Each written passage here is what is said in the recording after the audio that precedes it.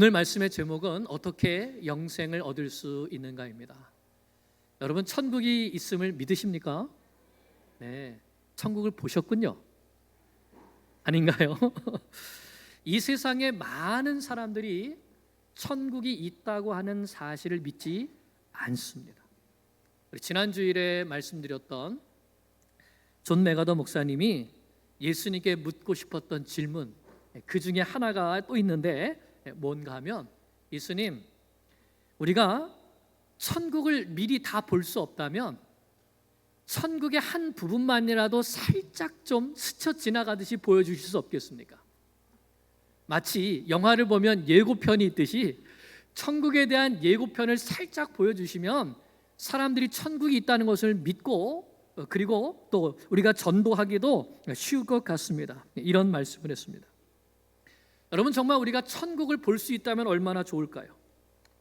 보여줄 수 있다면, 또 예수님이 천국의 그 영광스러운 보좌에 앉아 계신 모습을 보여줄 수 있다면, 그러면 전도하기 정말 좋을 것 같습니다.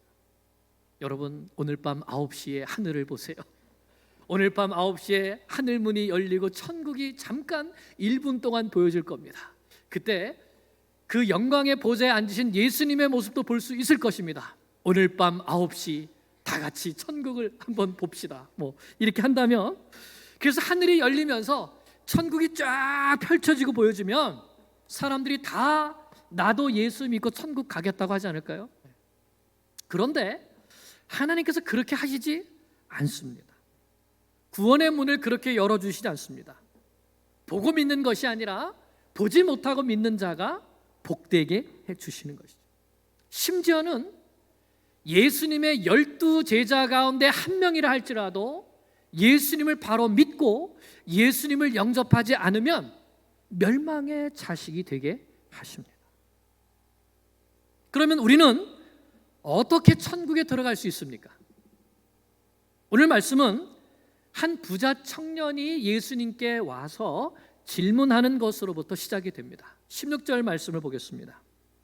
어떤 사람이 주께 와서 이르되, 선생님이여, 내가 무슨 선한 일을 하여야 영생을 얻으리이까? 이 사람은 20절을 보면 청년이라고 하고요, 22절에 보면 재물이 많다고 합니다. 누가복음 18장 18절을 보면 이 사람을 어떤 관리라고 표현하고 있습니다. 또 그 이후에 나오는 이 말씀을 보면, 20절을 보면 나는 계명을 다 지켰습니다 라고 할 정도로 종교적인 열심도 많은 사람입니다. 부자, 관리, 도덕 청년입니다. 그런데 이 청년의 지금 고민이 무엇이죠? 어떻게 해야지 영생을 얻는지를 모르겠다는 것입니다. 먼저 그는 예수님이 누구이신지를 몰랐습니다. 그래서 예수님을 선생님이여 라고 부르고 있습니다. 누가복음을 보면 선한 선생님이여 라고 예수님을 부릅니다. 예수님은 자기 자신을 하나님의 아들 그리스도로서 계시해 주셨는데, 이 청년은 그 예수님을 알아보지 못하고 선한 율법 선생님 정도로 알고 있는 것이죠. 그런데 사실 이것이 오늘날 많은 사람들이 예수님을 보고 있는 관점이기도 합니다. 예수님은 정말 훌륭한 도덕 교사다, 윤리 교사다, 사랑의 사도다, 이렇게 보죠. 인도에 마하트마 간디가 있습니다. 간디가 예수님의 가르침을 정말 좋아했습니다. 특별히 산상수훈을 좋아했는데, 이 산상수훈을 뭐라고 표현하느냐? 산상수훈은 종교 중에 종교다, 모든 종교의 다이아몬드다라고 말했습니다. 그러면서 그 예수님의 가르침을 자신의 삶과 정치 운동에 적용해서 비폭력 저항, 또 사랑의 실천을 강조했던 것이죠. 예수님을 구세주로 본 것이 아니라 선한 선생님으로 본 것입니다. 여러분, 세상의 사람들이 예수는 좋지만 교회는 싫다 하는 거 들어보셨습니까? 사실 이것도 같은 맥락에 있는 겁니다. 윤리적 좋은 교사이시고 사랑의 실천을 강조하는 예수는 좋지만 윤리와 도덕이 실종된 교회, 사랑의 실천이 없는 교회는 싫다는 것이죠. 이것 또한 예수님을 선한 선생님으로 보는 것입니다. 자기들의 기준으로 예수를 판단하고 자기들의 기준으로 교회를 판단하고 또 교회를 정죄하는 것입니다. 그런데 그렇게 예수님을 판단하고 교회를 판단하면서 정죄하는 그들의 삶은 어떻습니까? 오늘 말씀에 나오는 부자, 관리, 도덕, 청년과 똑같습니다. 자기가 생각하는 도덕, 자기의 윤리적인 잣대를 가지고 나 정도면 아주 의롭고 선한 사람이라고 하는 것이죠. 물론 약간 비도덕적인 문제를 내가 가지고 있긴 하지만 그래도 나는 기부도 하고 또는 선하고 착한 일도 하기 때문에 사람들을 많이 도와주니까 나는 선한 사람이라고 하는 것이죠. 그런데 예수님이 이 청년에게 뭐라고 말씀하시는가? 17절을 보면 예수께서 이르시되 어찌하여 선한 일을 내게 묻느냐? 선한 이는 오직 한 분이시니라. 예수님께서 이 부자 청년 도덕 이 관원에게 먼저 하신 말씀이 너는 무슨 일을 하여야 영생을 얻을 수 있느냐고 묻지만 영생은 선한 일을 한다고 얻을 수 있는 것이 아니다. 선한 분은 오직 한 분이시다. 누구이십니까? 하나님 한 분이십니다. 그렇기 때문에 선한 일을 한다고 선한 사람이 되는 것이 아니고 선한 일을 했다고 해서 내가 영생에 들어갈 수 있는 것이 아니다. 이런 말씀을 주시는 것. 여러분, 제가 한번 극단적인 예를 들어보겠습니다. 예를 들어서 제가 살인을 했습니다. 그런데 그 살인한 죄를 깨닫고 내가 이렇게 살면 안 되지 하면서 큰 죄를 저질렀으니까 이제부터는 내가 죽어가는 사람들을 살리는 선한 일을 해야겠다고 다짐하는 겁니다.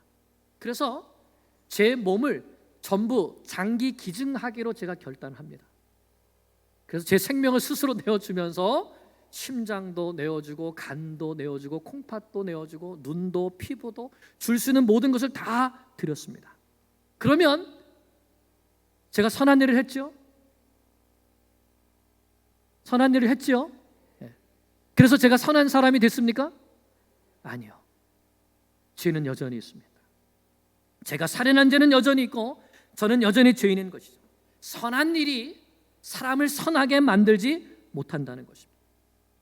그래서 예수님께서 이 관원 청년에게 계속 가르쳐 주십니다. 17절 계속 보면 내가 생명에 들어가려면 어떻게 하라?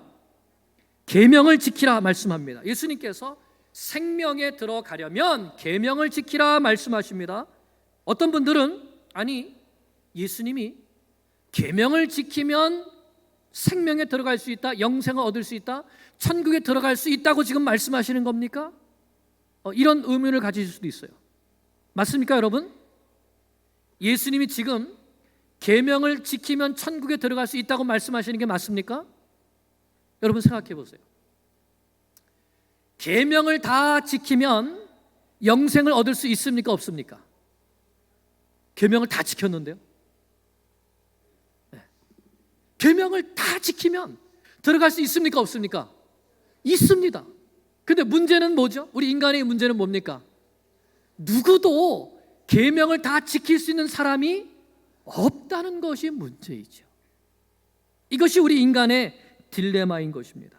계속 말씀을 보겠습니다. 18절에 보니까 이 청년이 예수님께 묻습니다. 그러면 어느 계명입니까? 예수님이 대답해 주시기를 살인하지 말라, 간음하지 말라, 도둑질하지 말라, 거짓 증언하지 말라, 내 부모를 공경하라, 내 이웃을 자신과 같이 사랑하라. 무슨 말씀이죠? 10계명입니다.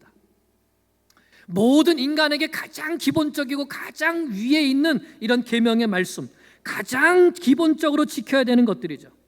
그래서 예수님께서 너 이 계명들을 다 지켰냐라고 물어보신 겁니다.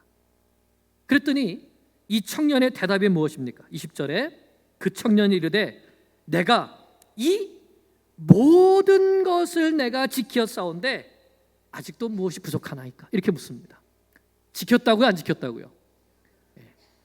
누가복음 18장에 보면 이 청년이 이렇게 말합니다. 이런 것들은 제가 어려서부터 다 지켰습니다. 얼마나 자랑스럽게 예수님 앞에 말씀하는지 모릅니다.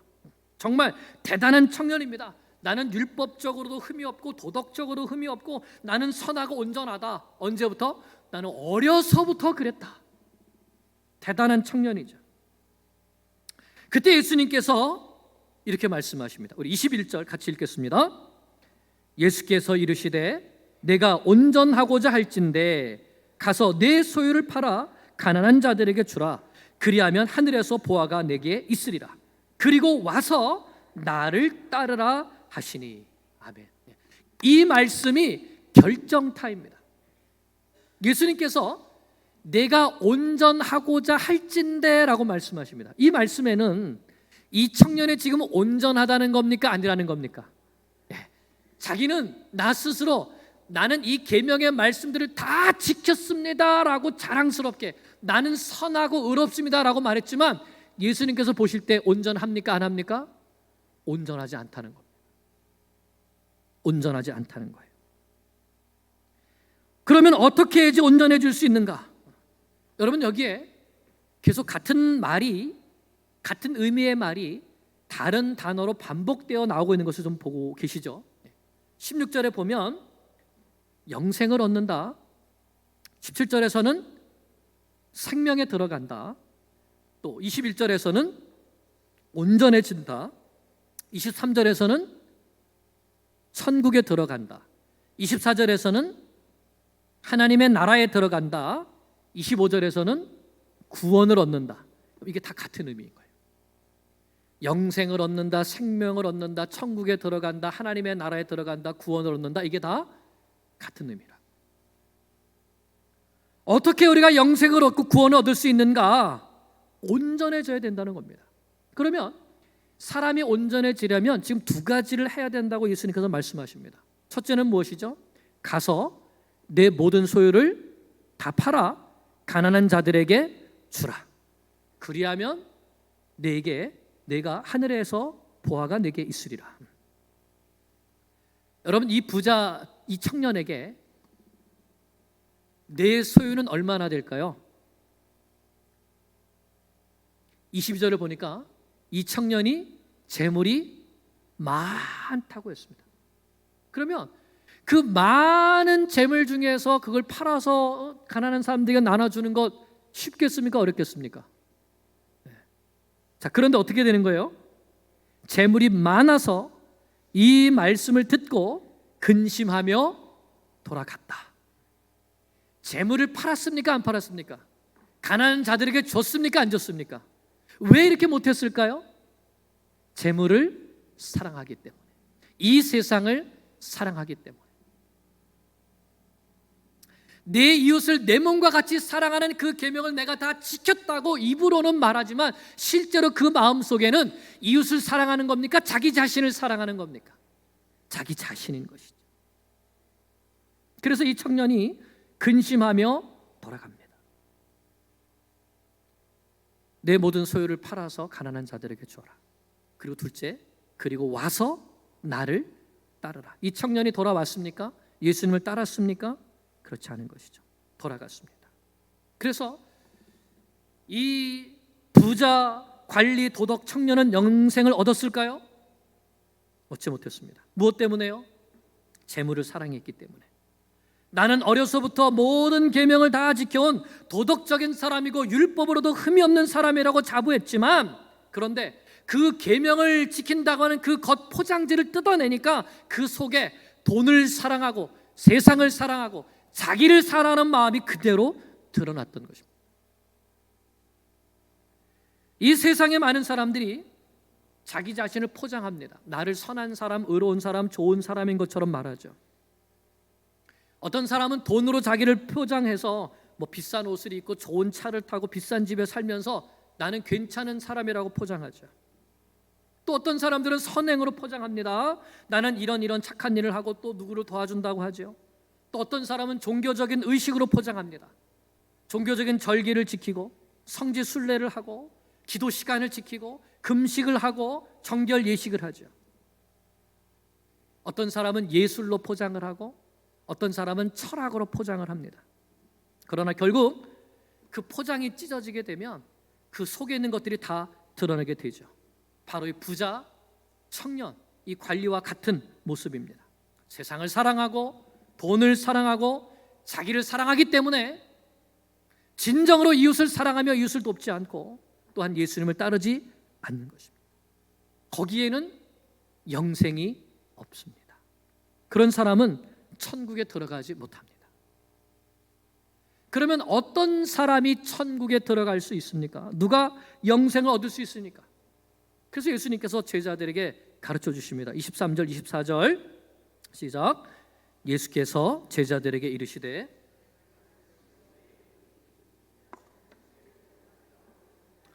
다시 너희에게 말하노니 낙타가 바늘기로 들어가는 것이 부자가 하나님의 나라에 들어가는 것보다 쉬우니라 하시니. 여러분, 낙타가 요 바늘 귀에 들어갈 수 있겠습니까? 없습니다. 없습니다. 그러니 부자는 천국에 들어가기가 어렵다라는 이 말씀을 듣고 제자들이 몹시 놀랐다고 하죠. 여러분, 부자는 천국에 들어갈 수 없다. 이 부자, 관원, 도덕, 청년이 계명을 다 지켰다는 것으로 자신을 포장하려고 했지만 포장이 안 된다. 그 마음속에 돈을 사랑하고 세상을 사랑하는 마음이 있지 않느냐? 이웃을 사랑하는 마음이 없지 않느냐? 그런 껍데기를 가지고서는 인간의 본질적인 죄를 가릴 수가 없다.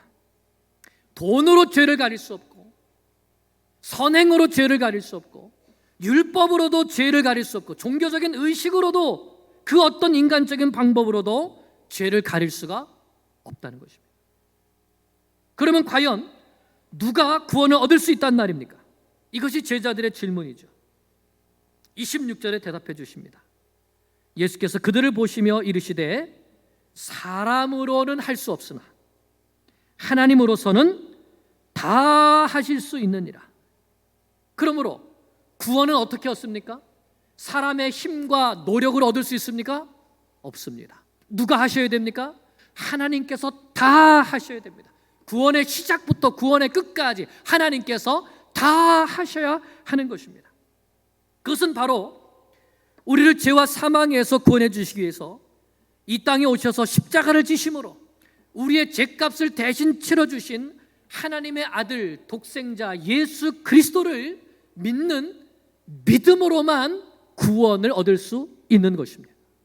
그런데 그 믿음조차도 하나님께서 선물로 주시기 때문에 오직 하나님께서만 죄인을 구원하실 수 있는 것이죠.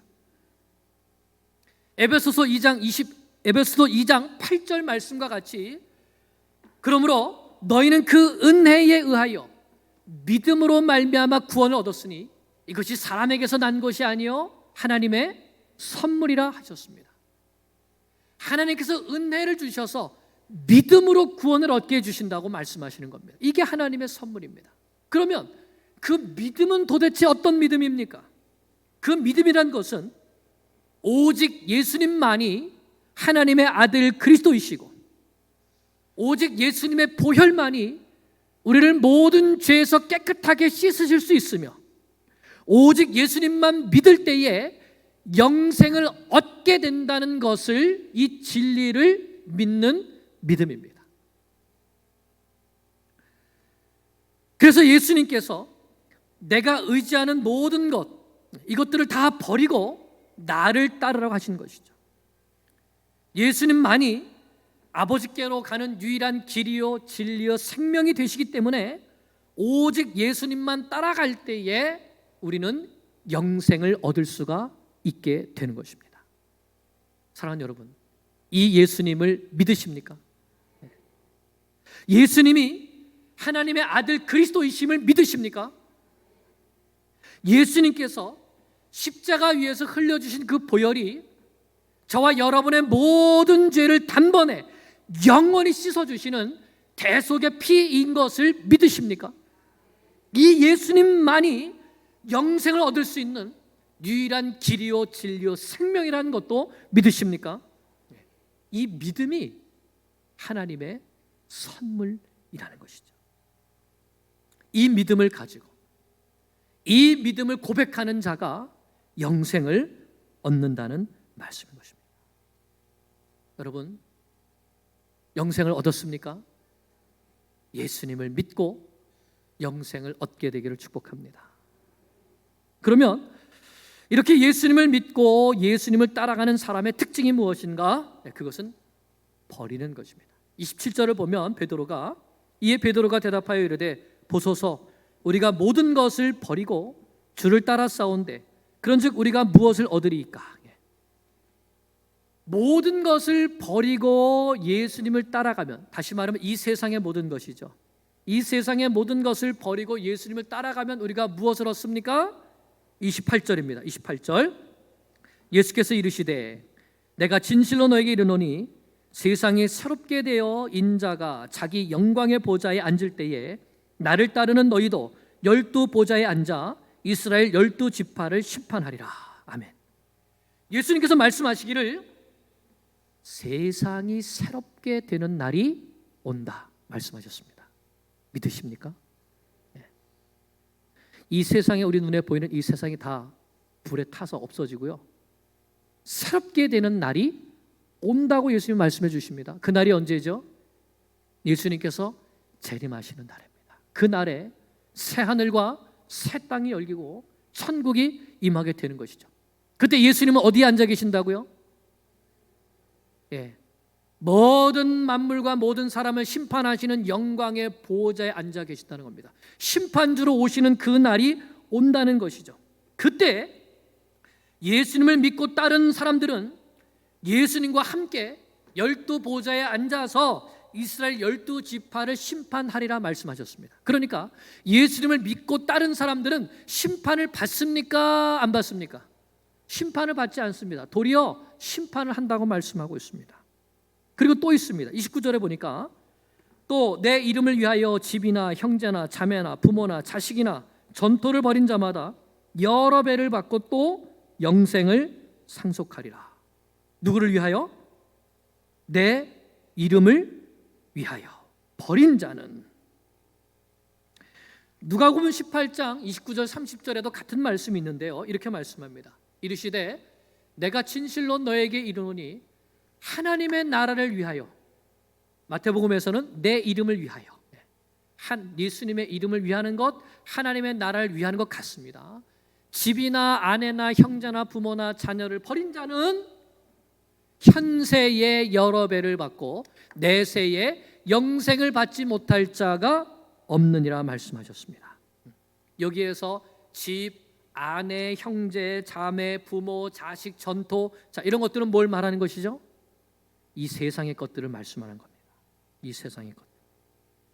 그런데 예수님과 하나님의 나라를 위하여서 이 세상의 것들을 버리는 사람은 역설적으로 이 세상에서 여러 배를 받고, 이 세상에서도 여러 배를 받고 내세에 영생을 받지 못할 자가 없다고 말씀해 주십니다.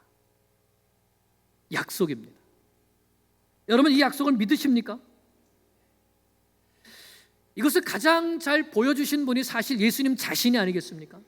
하나님의 나라를 위하여서 모든 것을 버리신 분. 예수님을 따르며 예수님처럼 먼저 하나님의 나라를 구하며 하나님 아버지의 뜻에 순종하며 살아가는 사람이 현세에서 여러 배를 받고 그리고 내세에 영생을 얻게 된다고, 분명한 하늘의 상급이 있다고, 그러니 너는 나를 따르라고 예수님께서 말씀해 주시는 것입니다. 믿으십니까? 그러면 예수님을 따라가시겠습니까? 모든 것을 버리고 예수님을 따라가시겠습니까? 실제로 그런 분들이 있을까요? 이 세상에 이 약속을 믿고 살아가시는 분들이 많이 있습니다. 많은 선교사님들이 사실 이런 삶을 살아가시는 겁니다. 집을 떠나고 전토를 떠나고 부모를 떠나고. 우리 교회 파송 선교사님이신 우리 김정미 선교사님, 또 이채선 이영일 선교사님, 집이 있습니까? 집이 있습니까? 뉴욕 땅에 집이 없습니다. 자식들은요, 손자, 손녀, 손주들도 다 떠나서 니카라과 땅에 가서 계시죠. 그런데 거기에 새로운 집이 있고 새로운 가족이 있고 새로운 자녀들이 있습니다. 영적인 자녀들이 많이 있습니다. 그리고 하늘에서 상도 클 것이죠. 지난번에 니카라과에서 만난 선교사님 중에 김성헌 선교사님이 계십니다. 우리 김은철 목사님과 비슷한 시기에 니카라과에 선교사로 파송받아 오셔가지고 저도 그때쯤 만난 적이 있습니다. 오랜만에 이번에 다시 만나게 되었는데 한국에서 고신교단에서 신학 공부하셨고 또 아버님이 목사님이신데 그때 아내하고 딸 아이하고 이렇게 함께 니카라과에 이제 선교사로 파송되어 왔습니다. 니카라과에 와서 얼마 지내다 보니까 딸 아이 예린이가 좀 몸이 건강이 좀 이상해 보여서 건강을 좀 체크업을 해봤더니 심장에 이상이 있는 거예요. 그래서 예린이가 힘들어해서 한국에 돌아가서 한국에서 심장 수술을 받고 또 아이 상태가 이렇게 계속 좋지 않기 때문에 회복을 위해서 엄마하고 또 예린이하고 이렇게 둘은 한국에 남고 또 그 사이에 또 아들이 한 명 있어가지고 아들까지 이렇게 한국에 남고 한국에서 지내고 아빠만 니카라과에서 계속 선교하시는 삶을 살았던 것이죠. 지난 겨울에 안식년 맞으셔가지고 한국에 가서 가족들하고 함께 시간 보내고 그때 예린이가 나 니카라과에 아빠 꼭 가고 싶다고 그렇게 말해가지고 봄에 예린이 모든 가족들이 함께 저렇게 니카라과에 와서 또 아이들도 만나고 하는 이런 기쁜 시간들을 보냈었습니다. 그리고 이제 다시 한국으로 돌아갔는데 이번에 저희가 단기 선교를 마치는 날에 선교사님들 통해서 우리 딸 예린이가 갑자기 몸 상태가 안 좋아져서 병원에 응급실에 급하게 갔는데 회복이 되지 못하고 천국으로 먼저 가게 되었다는 말씀을 듣게 된 거예요. 그래서 그 소식 들으면서 선교팀도 참 마음이 무겁고 또 슬퍼서 함께 눈물로 기도했는데 얼마 전에 우리 김성은 선교사님이 이런 편지를 보내주셨습니다. 목사님, 아빠로서 마음이 쉽지 않지만 그래도 평안을 찾아가고 있습니다. 하나님 안에서 감사할 것이 너무 많았기 때문입니다. 딸을 통해 일하셨고 일하시는 하나님을 자랑하고자 더 열심히 은혜를 나누고자 합니다. 하나님의 은혜와 많은 분들의 기도 가운데 장례를 마쳤습니다. 이번 예린이 장례를 통해 하나님께서 예린이를 얼마나 소중히 여기셨고 예린이를 통해 당신의 뜻을 얼마나 많이 이루셨는지 깨닫게 됩니다. 예린이가 1학년 때 병원 생활을 마치고 학교를 갔을 때 개인 발표에서 나는 복음의 씨앗을 가지고 있어요. 그 씨앗을 잘 키워서 친구들에게 예수님을 전하고 싶어요 라고 고백했었습니다. 하지만 요즘은 학교에서 예수님을 말하는 것조차 조심스럽습니다. 그래서 생각한 것보다 복음의 씨앗을 전하는 것은 쉽지 않았고 예린이도 많이 속상해했습니다. 그렇게 예린이는 천국으로 갔습니다. 어쩌면 예린이가 바라던 복음의 씨앗을 나누는 것을 못한 것처럼 보였습니다. 그런데 하나님께서 자신의 뜻을 이루고 계셨습니다. 이번 장례를 하면서 여기저기에 복음의 씨앗이 뿌려진 것을 보게 되었습니다. 예린이 소식을 들은 학교 선생님이 아이들 전체에게 예린이 상황을 말씀하시면서 예수님과 천국에 대해서 선생님이 아이들에게 증거하게 되었습니다. 반 아이들 모두가 천국을 인정하듯 예린이에게 편지를 썼습니다. 장례식에 온 친한 친구들이 있었는데 예린이가 복음을 전하고 싶었던 친구들이었습니다. 그 마음을 아는 예린이 엄마가 그 친구들에게 복음을 전했습니다. 그런데 그 자리에 함께 온 친구 엄마가 우리가 예배드리는 모습을 보고는 자신도 교회로 돌아가고 싶다고 고백합니다.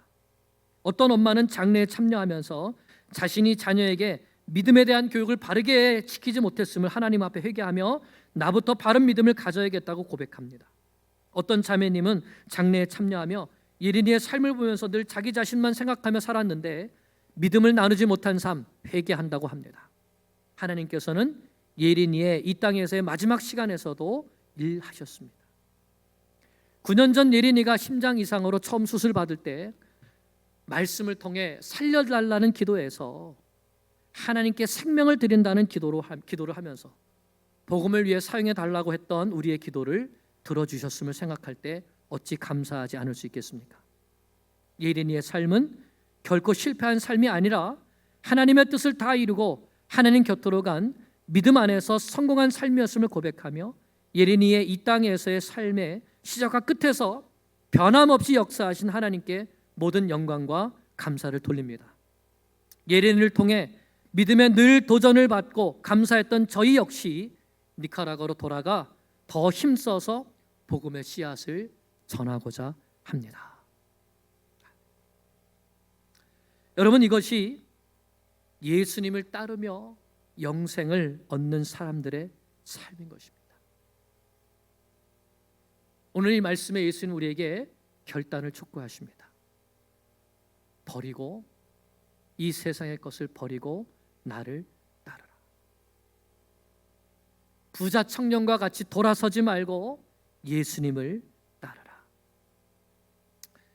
그러나 먼저 된 자로서 나중되고 나중된 자로서 먼저 될 자가 많으니라. 많은 시간을 예수님과 함께 다녔지만 결국 예수님을 배반하고 스스로 목매어 죽은 가룟 유다와 같은 제자도 있었습니다. 그러나 예수 믿는 사람들을 핍박했지만 예수님을 만나고 자신이 이전에 소중하게 여기던 모든 것들을 다 배설물처럼 여기며 예수를 얻기 위하여 예수를 따라간 사도 바울과 같은 사람도 있습니다.